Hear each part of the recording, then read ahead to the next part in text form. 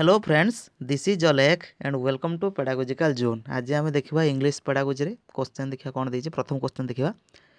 According to the language teaching experts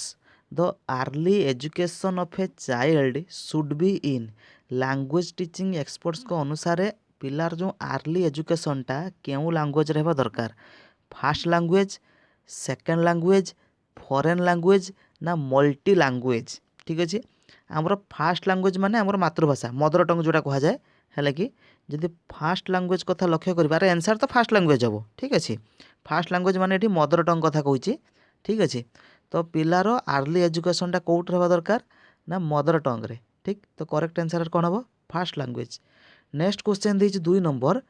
telling interesting stories. Telling interesting stories to young learners. Young learner मानू जो आम interesting story कहू आम तांकर कौन इम्प्रूव करने चाहती? Writing skill, speaking skill, listening skill ना रीडिंग स्किल? ठीक अच्छे, आम तांकर कौन इम्प्रूव करने चाहती ना करेक्ट आंसर होची option number C, listening skill. Next question देखा कौन कही 3 नंबर, while listening means a stage.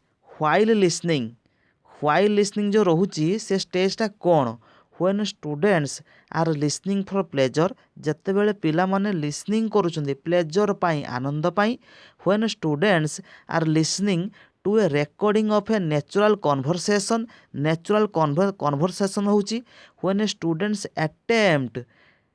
A listening task, जिते पिला माने अटेम्प्ट करुछंदी कौन गोटे लिसनिंग टास्क को। When A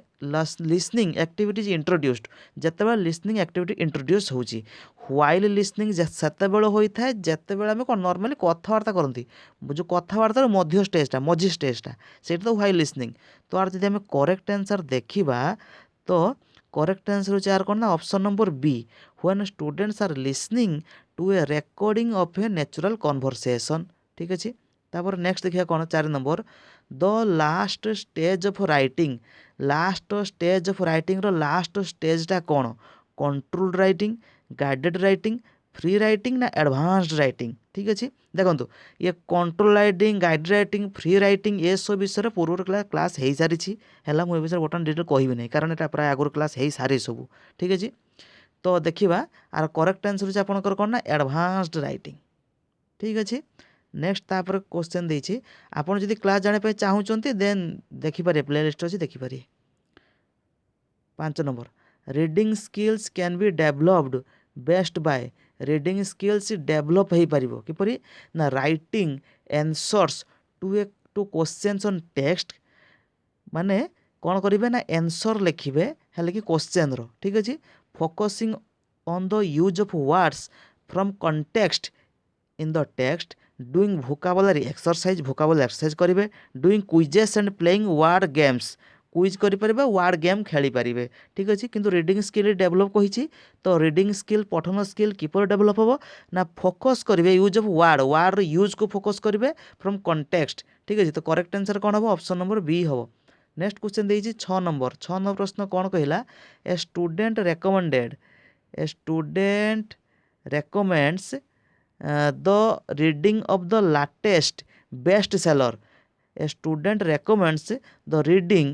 of the latest best seller saying it is very interesting. You listen trying to make out whether the student's observation is sincere or not. This type of listening can be described as critical listening, comprehension, active, sympathetic. ठीक अच्छे, तार correct answer आपंकर कौन ना option number A, critical listening. ठीक अच्छे, next 7 number कौन कहला ना students need to brainstorm. Student कौन कर ब्रेन स्टॉर्म? ठीक अच्छे, मानस मंथन जोटा आम पूरा ओडिया जब कहवा है कि students need to brainstorm ideas, organise them, draft, edit, revise, ये सब गुड़ा केउंटर आसता है। बहुत इजी क्वेश्चन, ये क्वेश्चन पूर्व पढ़ी सब गुड़ाक आपंकर रईटिंग स्किल आसी थाए। कौट रास्ता है राइटिंग स्किल रे जेतिक रोचे ब्रेन स्टॉर्म करवा, ऑर्गेनाइज करवा, ड्राफ्ट करवा, एडिट करवा, रिवाइज करवा, ये सब गुड़ाक आसता है कौट ना रईटिंग स्किल रे। ठीक, तापर 8 नंबर द एल्फाबेटिक मेथड हो फनिक मेथड हो वार्ड मेथड हो सेंटेंस मेथड हो यह क्या सह आसोसिएटेड होगी रही ये सब रीडिंग रे अल्फाबेटिक मेथड हो फनिक मेथड हो वार्ड मेथड हो सेंटेंस मेथड ये सब रीडिंग स्किल्स अटैच होगी अच्छा ठीक अच्छे तो reading skill option number C reading skill ठीक ये डायरेक्ट क्वेश्चन याक सब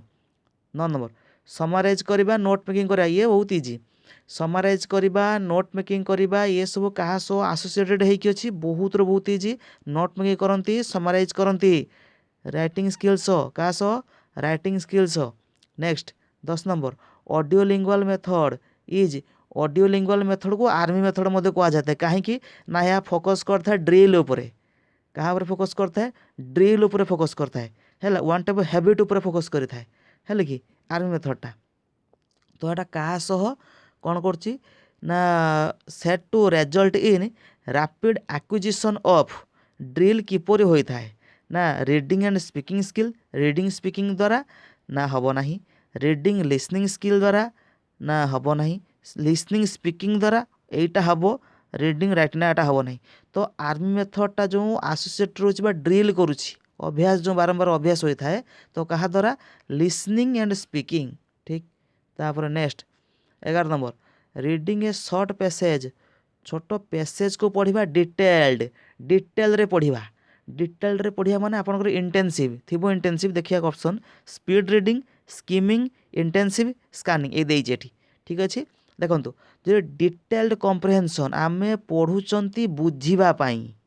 है कि गोटे पाराग्राफ पढ़ुचंती पूरा कॉन्सेप्ट बुझापी हेटा इंटेंसिव रीडिंग है कि जोटा आपणकर माने गभीर भाव में हम पढ़ले ठीक अच्छे तो करेक्ट आंसर इंटेंसिव रीडिंग हम आउ गोटे अच्छे आपणकर एक्सटेंसिव रीडिंग ठीक अच्छे एक्सटेंसिव रीडिंग माने हूँ जोटा आम स्टोरी बही पढ़ती नोवेल पढ़ती आनंद पाई है एक्सटेंसिव रीडिंग आ गोटे स्किमिंग ये भी गोटे रीडिंग रोचे ये जो स्किमिंग कही ये स्किमिंग हूँ कौन आपणकर ना जिते आम कौन जीएसटी पढ़ती है जीएसटी पढ़ले यहाँ हूँ स्किमिंग है किंतु स्कानिंग हूँ कौन ना कौन स्पेसिफिकाली आम जब किसी पढ़ले स्पेसिफिक इनफर्मेशन पाइबापी है हेटा हूँ स्कानिंग ठीक अच्छे इंटेंसिव रीडिंग कौन ना डिटेल्ड पढ़ते इंटेंसिव रीडिंग आउ जो गोटे कहले आपंकर एक्सटेंसिव आनंद पाई प्लेजर पाई गोटे पढ़ती ठीक अच्छे एक्सटेंसिव रीडिंग जो पढ़ती है एटा प्लेजर पाई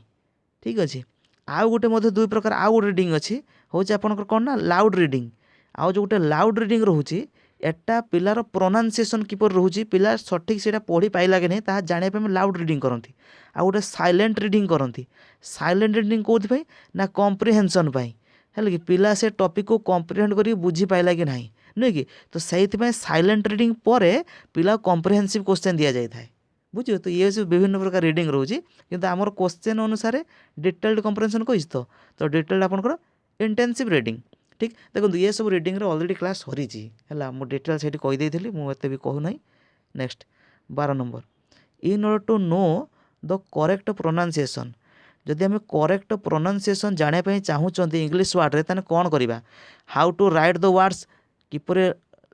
वार्डटा जो लिखाई विषय जाना नो द स्पेलिंग मीनिंग जो तार स्पेलिंग रो मीनिंग कौन जाना किपर ता प्रोनाउंसिएशन होची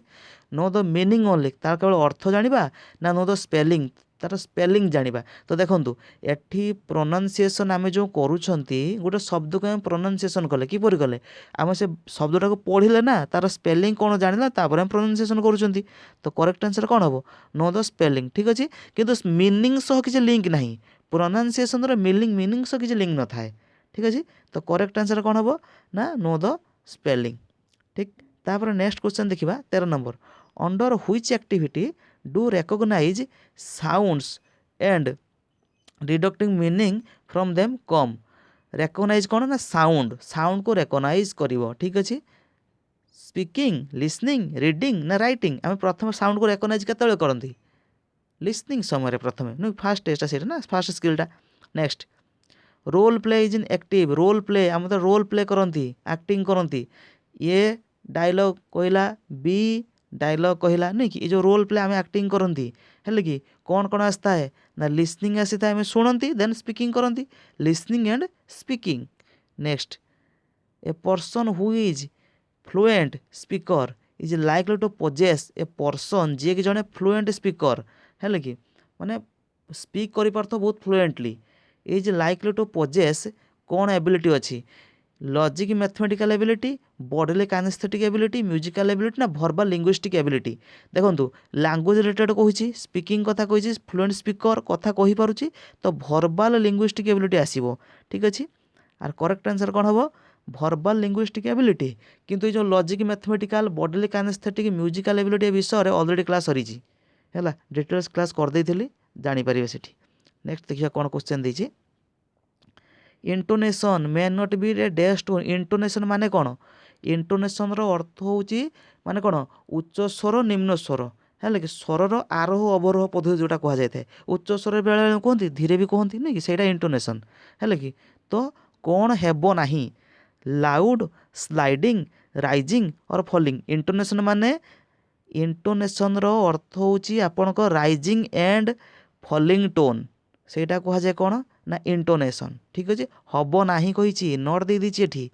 देखो ये नट देती तो करेक्ट आंसर कौन हम लाउड तो हेब ना ठीक तापर next a teacher of class भी